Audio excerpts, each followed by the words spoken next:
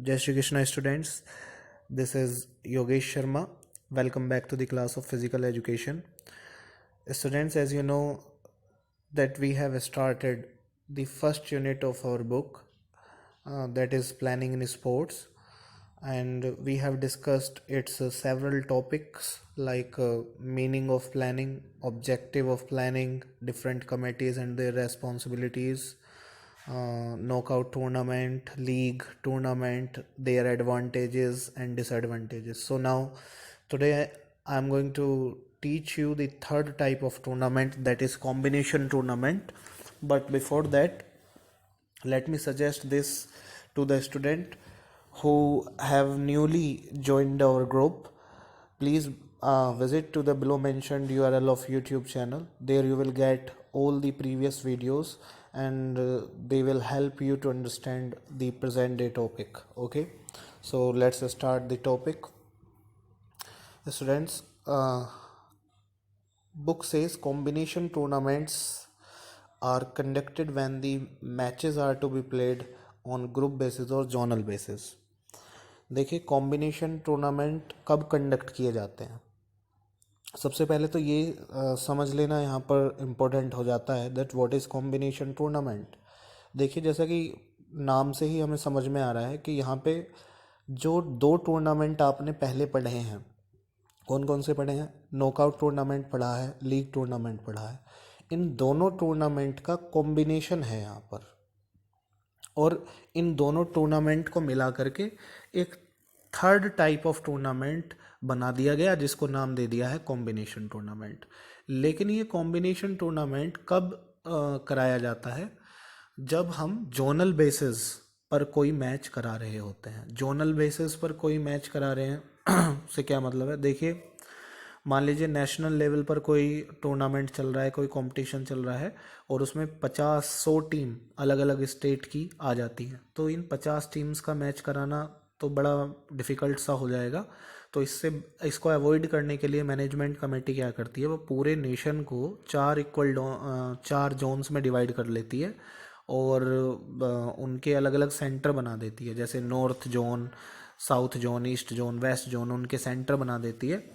और वहाँ पर इन 4 सेंटर्स पर उन जोन्स में आने वाली जितनी भी टीम हैं, जिनको उन अलग अलग सेंटर्स पर जाना इजी होता है, तो वो वहाँ पर उनके मैच करा लिए जाते हैं. और इस तरह से पूरे नेशन को 4 जोन में डिवाइड करके फाइनली 4 विनर्स टीम निकाल ली जाती हैं.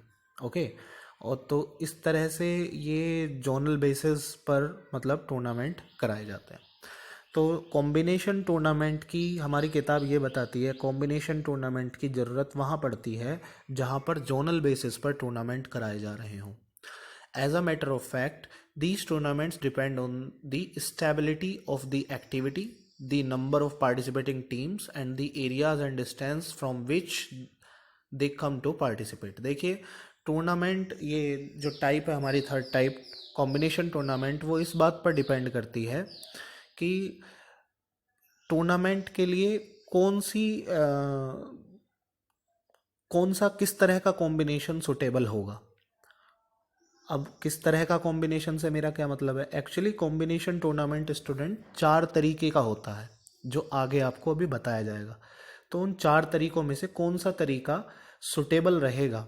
तो पहला फैक्टर तो ये है जिस पर ये टूर्नामेंट डिपेंड करता है. दूसरा फैक्टर है the number of participating teams, कि कितनी टीम्स इसमें मैच में पार्टिसिपेट करने वाली हैं, तब इसका हम कॉम्बिनेशन किस तरह का रखना है वो डिसाइड करेंगे. तीसरी बात है कि एरिया एंड डिस्टेंस, ये दोनों मतलब बातें निर्भर करती हैं, जो कि थर्ड फैक्टर बन जाता है. एरिया एंड डिस्टेंस, कितनी दूर से टीम आ रही है, किस क्षेत्र की रहने वाली है, तब उसका हम किस तरह का कॉम्बिनेशन टूर्नामेंट कराएंगे वो तय करेंगे. For example, in case of national level competition, यदि हम किसी नेशनल लेवल कंपटीशन की बात कर रहे होते हैं, it becomes difficult for all the state teams to reach the designated place for tournament. Tournament के लिए हर एक स्टेट की, हर एक राज्य की टीम का पहुंचना थोड़ा सा मुश्किल हो जाता है कि भाई हमने एक पूरे देश का टूर्नामेंट कराना है, अब सारे राज्यों से टीम हमने दिल्ली बुला ली, तो ये हर राज्य से टीम का आना थोड़ा मुश्किल हो जाता है, डिफ़िकल्ट हो जाता है.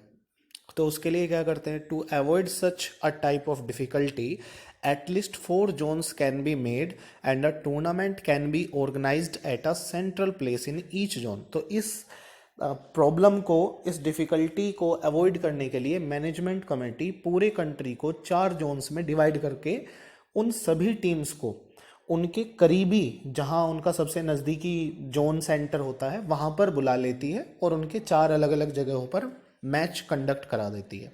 After that the winner of each zone can participate at the national level. और उसके बाद जो भी विनर निकल करके आता है, फाइनली चारों जोन से कितने विनर निकलेंगे, 4 जोन है तो 4 विनर निकलेंगे.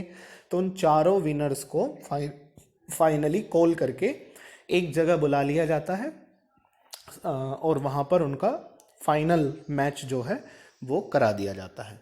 और इस तरह से एक फाइनल विनर हमको मिल जाता है. तो यहाँ पर आपने देखा दो लेवल बनते हैं.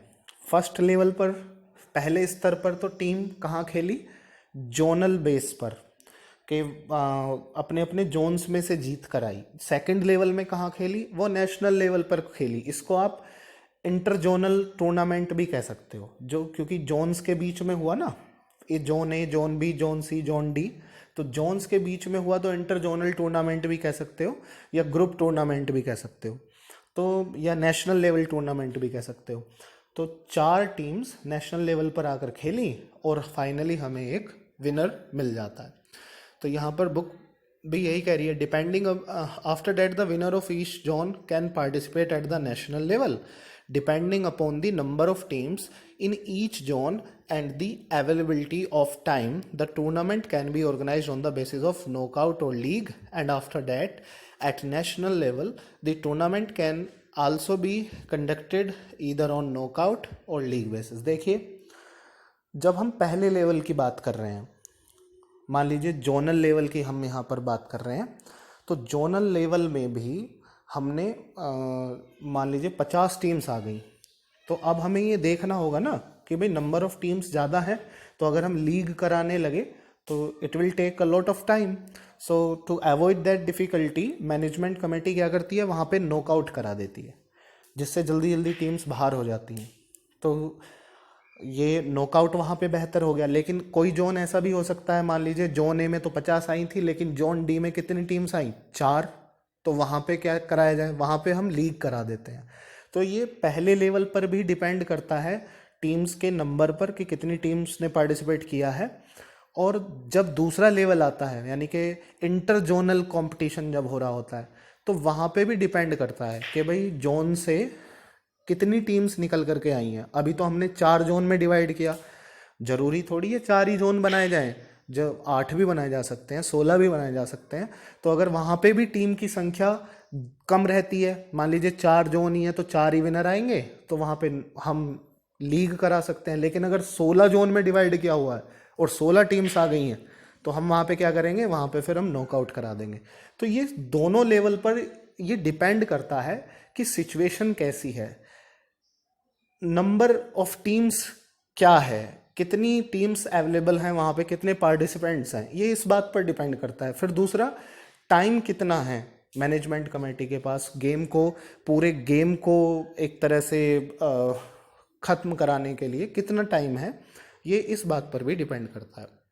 तो हमने आपको जैसा कि स्टार्टिंग में बताया था कि कॉम्बिनेशन टूर्नामेंट के 4 टाइप हैं. पहला टाइप देखिए, समझिएगा बड़े ध्यान से स्टूडेंट्स. पहला टाइप है नॉकआउट कम नॉकआउट. अब ये नॉकआउट कम नॉकआउट से क्या मतलब है, देखिए पहला स्तर क्या था, जोनल लेवल का स्तर था. टीम्स जोनल लेवल पर खेल करके आ रही थी.